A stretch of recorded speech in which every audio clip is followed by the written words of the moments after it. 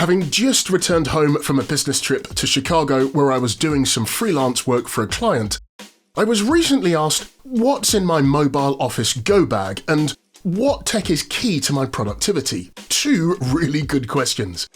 I'm a firm believer that anywhere can be your office, and now operating as a freelancer, when I travel there are some essential things that I have to bring with me to ensure I'm as productive as possible wherever I am in the world.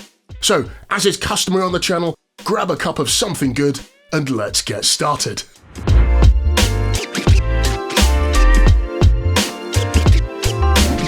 Broadly, here are 5 essential things I take with me to ensure that I'm productive. This video is not sponsored at all. These are all essential things that I bought with my own money that I use to keep me productive. There is a bonus at the end of this video, so do stick around for those. Yes, plural, those.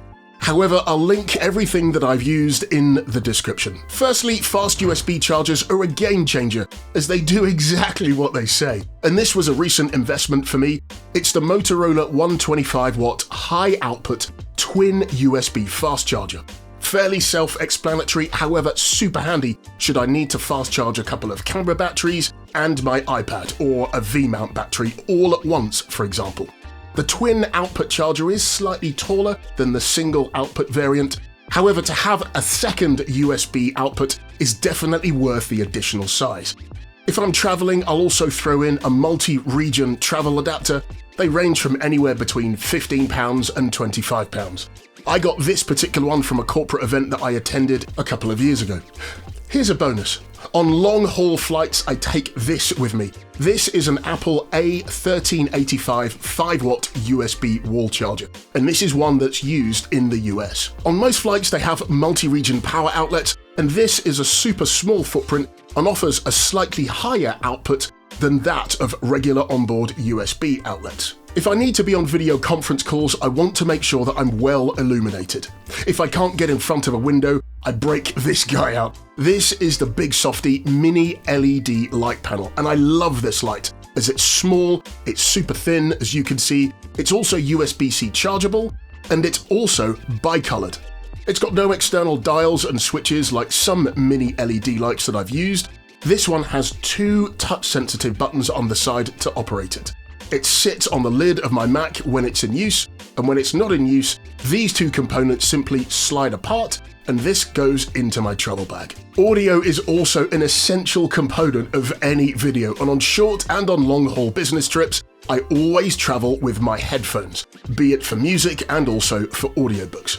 The latest ones that I'm using are the Sony WF-1000 XM5s, and I found the audio coming from these to be really well balanced. They're also noise cancelling too, which is a great feature. I have heard from some of those that I've been on video conference calls with that the microphones on these particular earbuds are not that great and that I sound distant. I can't hear that and I can't test it. However, I do need to take their word for it. Instead, in the majority of environments, I tend to use the microphone that's on my Mac, which I'm told sounds much better when I'm traveling and outside tight spot studios. Perhaps one of the best investments that I've made over the last few months is this. This is the Ulanzi MA30. It's a magnetic carabiner phone tripod.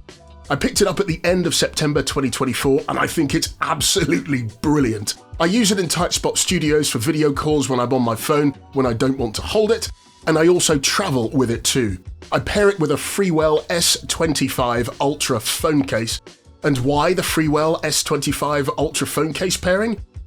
I can use Freewell's corresponding smartphone handle and ND filters, which give me the flexibility to dial in better shots in bright sunshine when I'm using my phone to capture video or stills. Finally, all my cables and other items that I need are all packed into the PGY Tech pouch. It's packed with a bunch of high-speed USB cables, space for my Mac power brick, a port extender or USB-C hub for my MacBook Pro, SSD drives, my Opal Tadpole external USB camera, and of course, emergency headphones, because you just never know.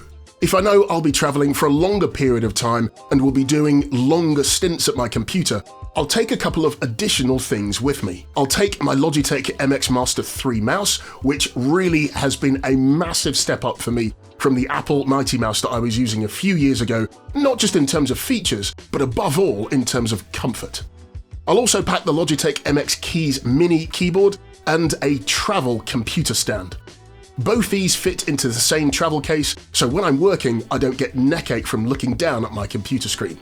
If I know that I'll be editing whilst I'm traveling, I'll also throw in my Apple trackpad, a couple of spare AA batteries into the same case. All of this will then get put into one of two backpacks that I own.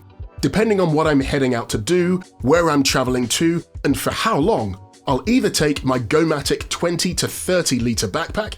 This is an amazing pack where I can put 1 or 2 days worth of clothing in there as well. It's also got a couple of pockets on the outside which are large enough to carry a water bottle on one side, and in my case my other glasses, because I'm now at that age. Yes. What I love about this pack is that it expands from 20 to 30 litres just by unzipping this part, and bam, extra space. The compartments inside are great, and mine came with a sunglasses case as well. Not quite large enough for my Oakley sunglasses, but that's absolutely fine.